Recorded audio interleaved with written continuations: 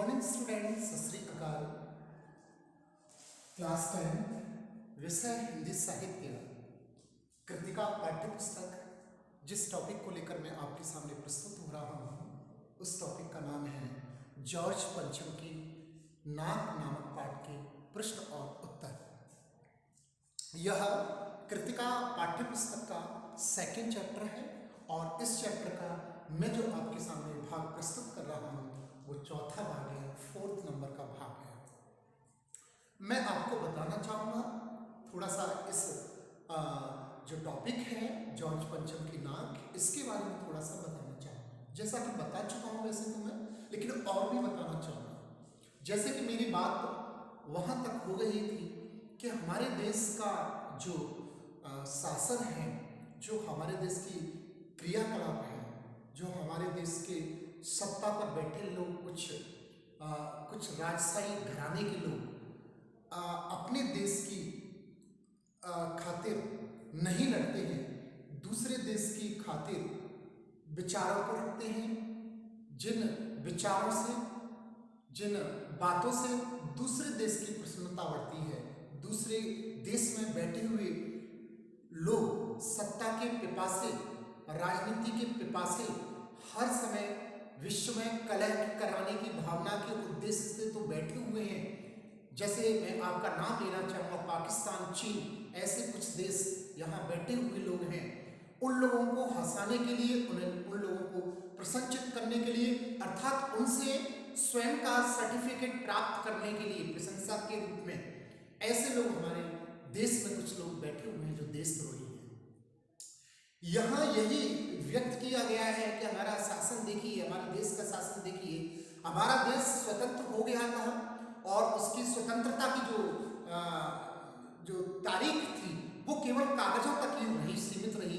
वास्तविकता के धरातल के रूप में हमारे देश में कुछ ऐसे लोग बैठे हुए हैं जो आज भी उन लोगों के गुलाम हैं और उन लोगों की प्रसन्नता के लिए अपने विचारों को रखते हैं। अपने दुश्मनों की, जो हमारे देश के खिलाफ बोलते हैं, जो हमारे देश को नुकसान पहुंचाना चाहते हैं, जो हमारे देश के सैनिकों का नुकसान पहुंचाना चाहते हैं, ऐसे लोगों की प्रसन्नता के लिए वो अपनी बातों को रखते हैं, अपने विचारों को रखते हैं। चाहे अपने देश के नागरिकों की कितनी भी बेइज्जती हो जाए, कितनी भी इज्जत डूब जाए, चाहे कितना भी नुकसान हो जाए अपने देश का, इस देश में रहकर इस देश का नमक खाते हैं, इस देश में खाना खाते हैं, इस देश में रहते हैं, फिर भी खाते यहाँ है, बड़ाई दूसरे देश की करते हैं, पहनते यहाँ का है लेकिन बड़ाई दूसरे देश की करते हैं। कहने का तात्पर्य ऐसे भी कुछ लोग सत्ता के भूखे कुछ देश में हमारे बैठे हुए, जिनको हम द्रोही का नाम भी दे सकते हैं, जिन्होंने देश के साथ में द्रोह किया है। खैर, आज में यही चिंता हमारे जो कमलेश्वर जी हैं, इस चैप्टर के लेखक हैं, जो जिनका नाम कमलेश्वर है,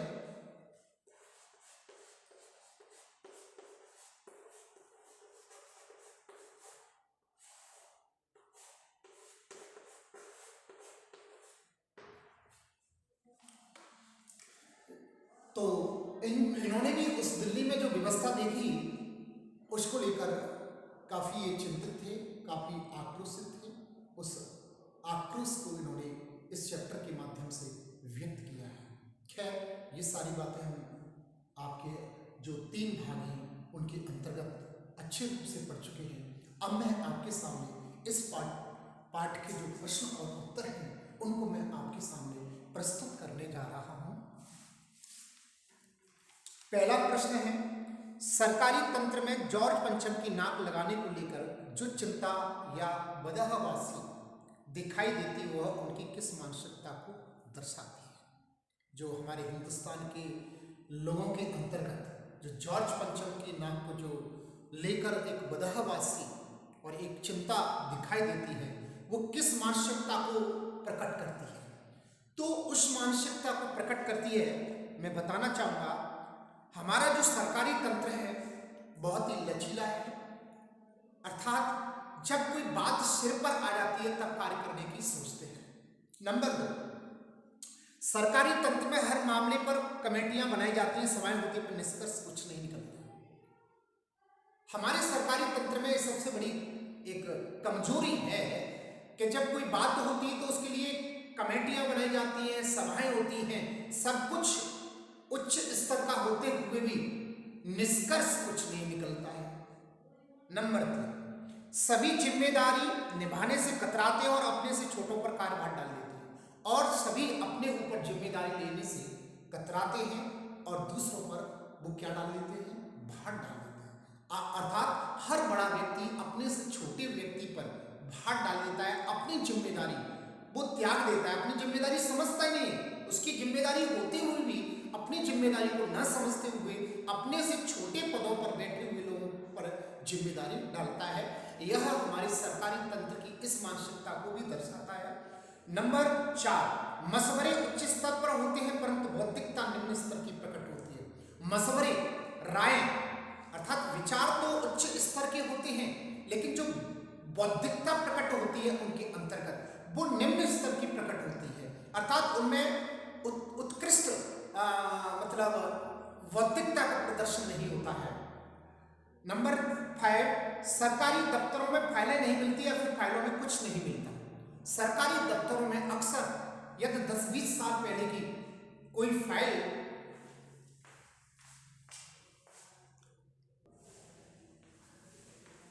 जैसा कि मैंने कहा कि सरकारी दफ्तरों में जो फाइलें होती हैं वो या तो मिलती नहीं है या मिलती भी है तो उनके अंतर्गत जो कागज होते हैं वो गायब हो जाते हैं। हमारे सरकारी तंत्र की सबसे बड़ी कमजोरी है कि आज से 20-30 साल पहले की यदि फाइल को टटोला जाए तो वो फाइल वहां मिलती नहीं है, मिलती भी है तो उसके 1-2 पन्ने मिल जाते, उसके अंदर जो है वो सारा गायब हो जाता है। और कहीं कभी तो देखा है कि उनको गायब कर दिया जाता है और उनको जला भी दिया जाता है कि उनके अंतर्गत जो छुपे हुए तत्व हैं किसी विशेष घटना को लेकर या किसी विशेष कार्य को लेकर उनके अंतर्गत जो तत्व छुपे होते हैं उनको क्या कर दिया जाता है, उनको गायब कर दिया जाता है। ये सबसे बड़ी हमारे सरकारी तंत्र की जो है वो कमजोरी है। इसके बाद में अफसर आडंबरी और चापलूसी करने वाले होते हैं। अफसर जो होते हैं आडंबर करने वाले, अपने आप को दिखाने वाले और चापलूसी करने वाले होते हैं, पैसे के भूखे होते हैं, रिश्वत के भूखे होते हैं। कुछ अफसर हमारे सरकारी तंत्र की जो सबसे बड़ी कमजोरी है, जो अफसर होते हैं वो चापलूस टाइप के या आडंबरी होते हैं या वो रिश्वतखोर होते हैं। वो ऐसे लोगों से बात करते हैं जो लोग उन्हें रिश्वत देते हैं या उनकी चापलूसी करते हैं, उनकी गुलामी करते हैं। ऐसे लोगों को वो पसंद करते हैं, खुद तो करते ही हैं, दूसरों की करते हैं। एक विभाग अपनी जिम्मेदारी दूसरे पर, दूसरा तीसरे पर डालता रहता है और कार्य अधर में लटक जाता है। और एक विभाग, सरकारी तंत्र की सबसे बड़ी हमारी मानसिकता जो खराब है, एक दफ्तर या एक विभाग दूसरे विभाग को अपनी जिम्मेदारी डालता है, दूसरा विभाग तीसरे विभाग को, इस प्रकार जो कार्य होता है वो अधर में लटक जाता है। तो ये 6-7 जो बातें हैं हमारे सरकारी तंत्र की सबसे बड़ी कमजोरियां हैं जो मैंने आपके सामने प्रस्तुत की। वो उसी मानसिकता के लिए यहाँ कमलेश्वर जी है इस प्रश्न के माध्यम से पूछना चाह रहे हैं कि जॉर्ज पंचम की नाम को लेकर जो लोगों के अंदर सरकारी तंत्र के अंतर्गत जो चिंता और बदहवासी की जो स्थिति थी वो किस मानसिकता को दर्शाती है।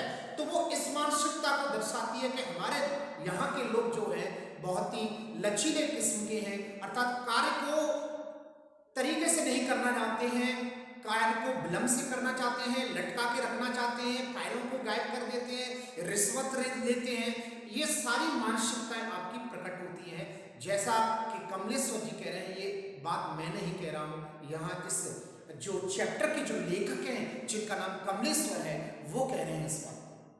नेक्स्ट क्वेश्चन, रानी एलिजाबेथ के दर्जी की परेशानी का क्या कारण था? उसकी परेशानी को आप किस तरह तर्कसंगत ठहराएंगे? और जो रानी एलिजाबेथ द्वितीय, जो राजमाता एलिजाबेथ के घराने की जो वंशज थी, जो हिंदुस्तान के लिए आ रही थी, पाकिस्तान, नेपाल, भारत के दौरे पर जो आ रही थी, इंग्लैंड से आ रही थी जो, तो उस समय जो उनके दर्जी थे, जैसा कि मैंने बताया उस समय के राजा महाराजाओं के अलग अलग दर्जी हुआ करते थे, तो उस समय जो दर्जी था वह क्यों चिंतित था और उसकी चिंता किस प्रकार तर्कसंगत थी?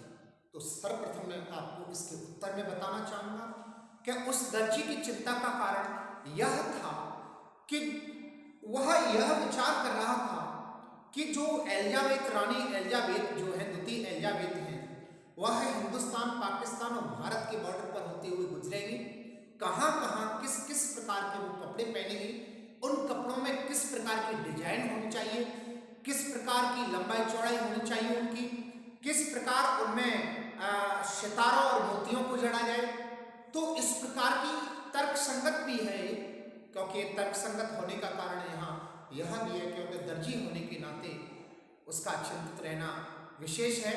और पहले जो था, राजघराने के जो लोग हुआ करते थे, विशेषकर वो कपड़ों को लेकर बहुत चिंतित हुआ करते थे। जहां भी जाते थे, चाहे वो 10 कदम की दूरी पर क्यों ना किसी फंक्शन में जाए, चाहे किसी सम्मेलन में क्यों ना जाए, वहां के लिए वो नए कपड़े पहनते। तो एक नए कपड़े पहनने का एक शौक था उस समय का, बहुत शौक था, इसलिए तर्क संगत भी है।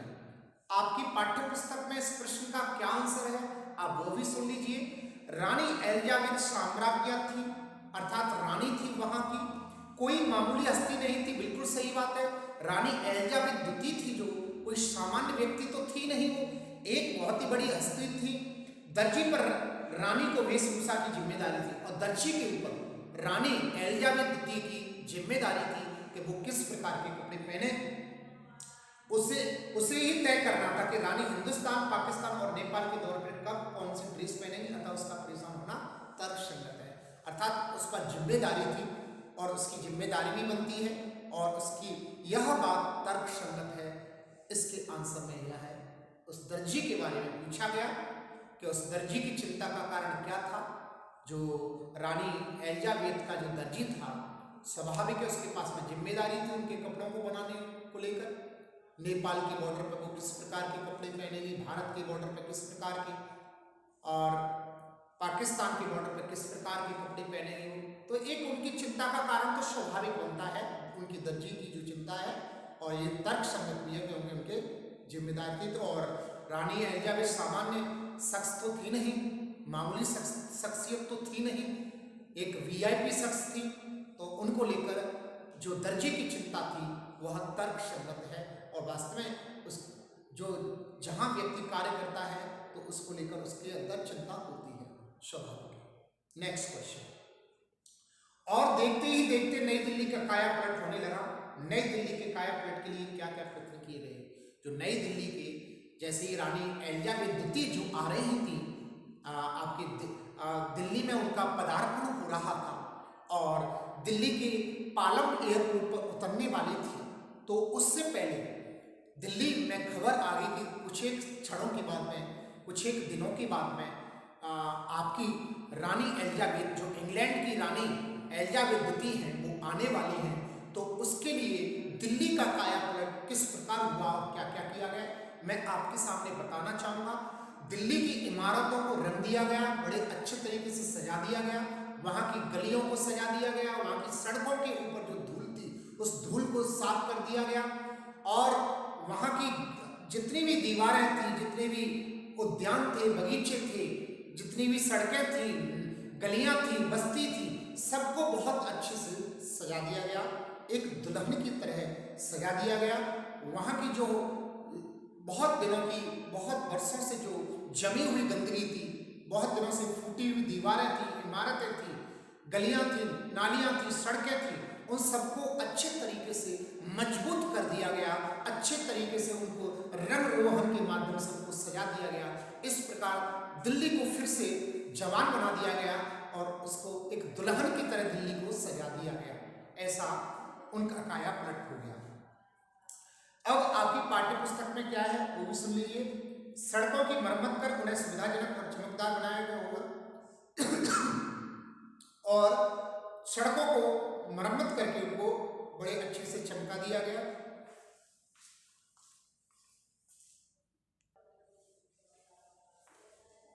सड़कों की मरम्मत कर उन्हें सुविधाजनक और चमकदार बनाया होगा और सड़कों की मरम्मत करके उनको अच्छे से चमकदार, सुविधाजनक बना दिया गया।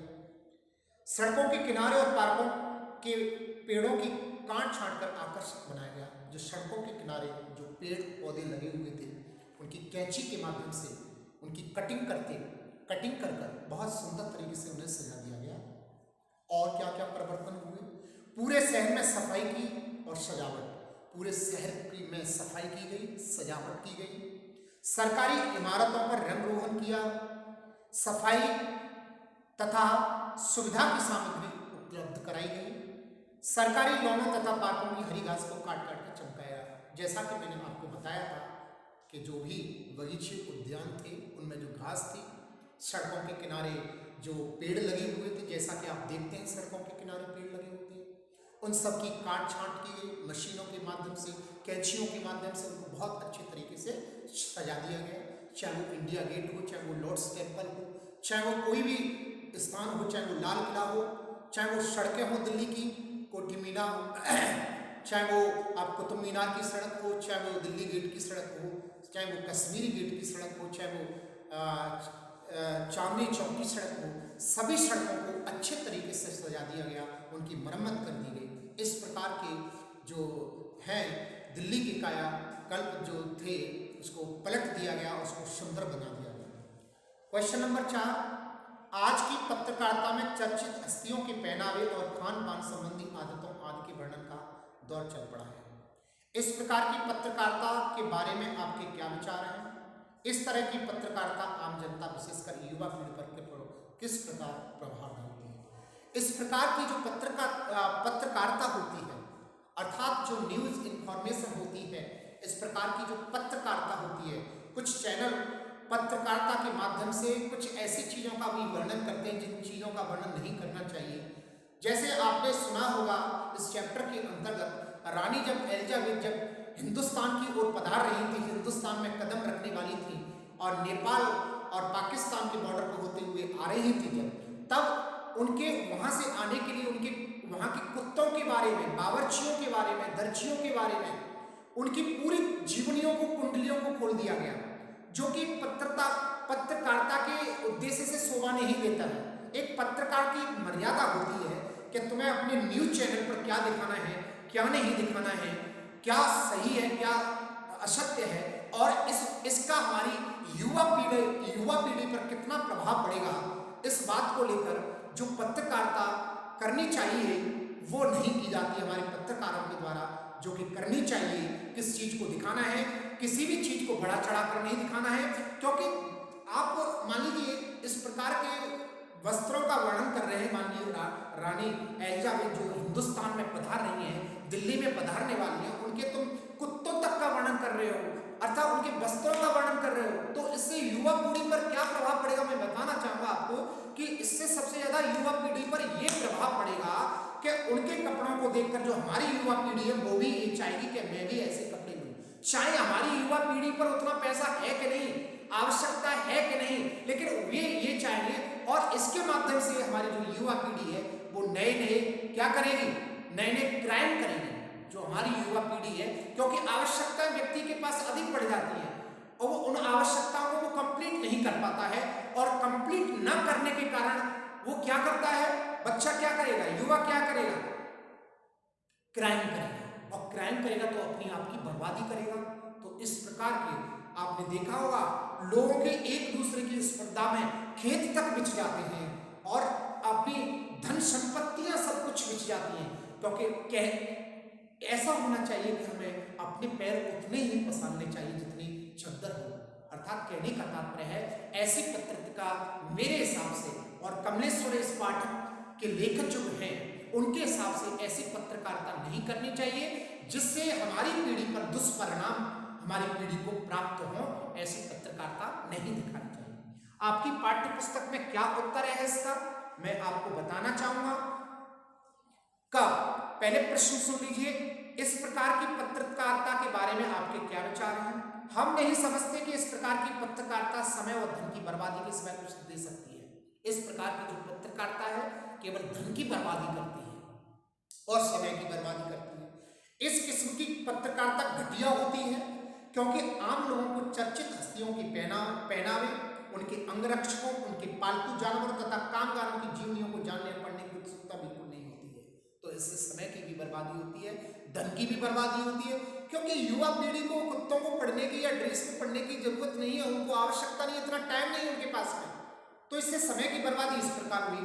और उनके कपड़ों को देखकर उन्होंने अपने कपड़े खरीदे, उनके तो इतने महंगे हैं, तो उनके पास तो सारी सुविधाएं, पैसे वगैरह भी हैं, उनके पास में सब कुछ, वो तो खरीद सकते हैं, बड़े राजा महाराजा हैं। लेकिन एक गरीब किस्म का इंसान, एक गरीब युवा पीढ़ी का इंसान, वो उस प्रकार के वस्त्रों को, उस प्रकार की सुख सुविधाओं को कैसे प्राप्त कर सकता है?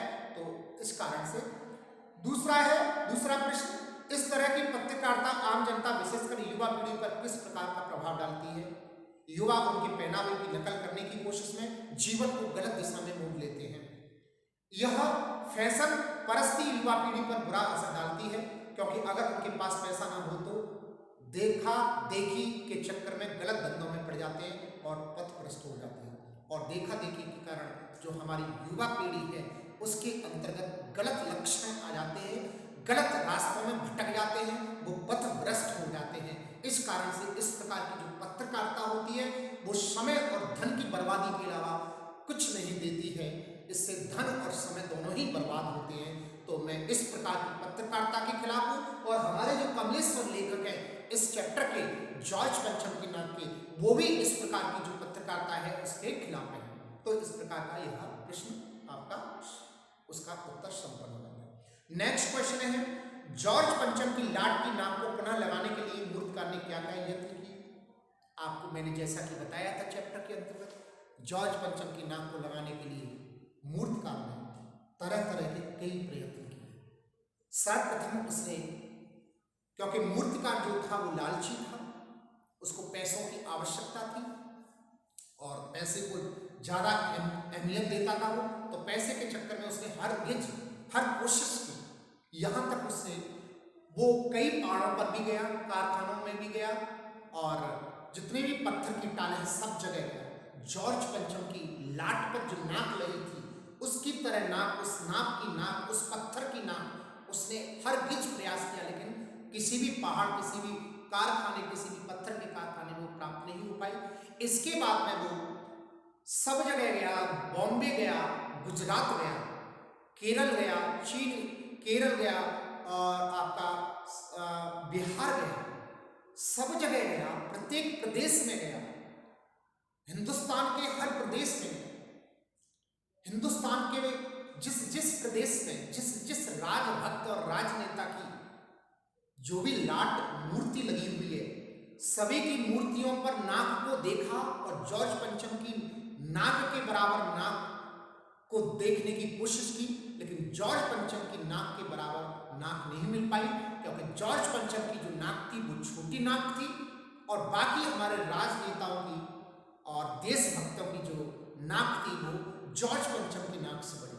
यहाँ तक वो बिहार में गया, एक दिन की बात थी कि बिहार में सचिवालय के सामने लगभग 42 बालकों की, बच्चों की हत्या हो गई थी, तो वो शहीद हो गए थे। उन शहीद हुए 42 बच्चों की वहां लाट की मूर्तियां लगा दी गई।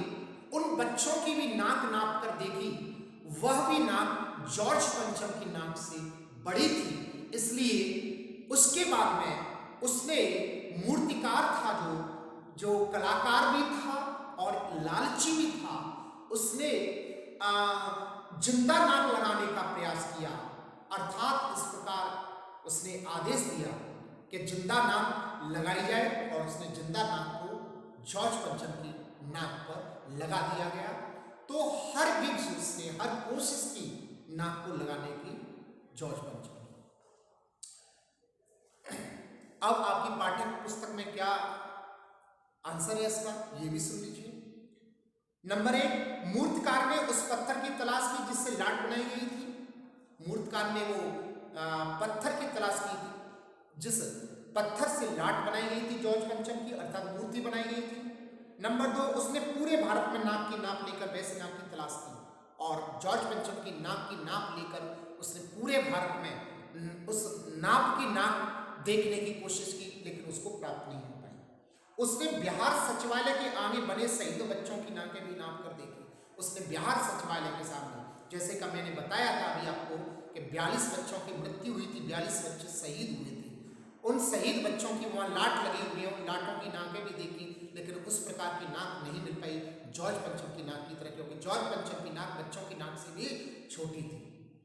उसने निरंतर सरकारी तंत्र को ढांढस बंधाया, जिंदा नाक लगाने का पूरा प्रयत्न किया। इस प्रकार उसने सारे प्रयत्न किए और सरकारी तंत्र को ढांढस बंधाया, उसने सांत्वना दी।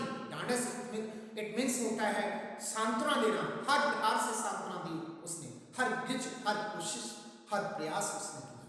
तो इस प्रकार ये इस चैप्टर के जो आपका जॉर्ज पंचम के नाम और ये आपका कृतिका पाठ्य पुस्तक का जो आपका सेकंड चैप्टर है, इसके 5 क्वेश्चन हो जाते हैं। बाकी क्वेश्चन जो बचे हुए हैं उनके उत्तर अगली क्लास में, अगले भाग में मैं आपके सामने प्रस्तुत करूंगा। तब तक के लिए all the best, may God bless you.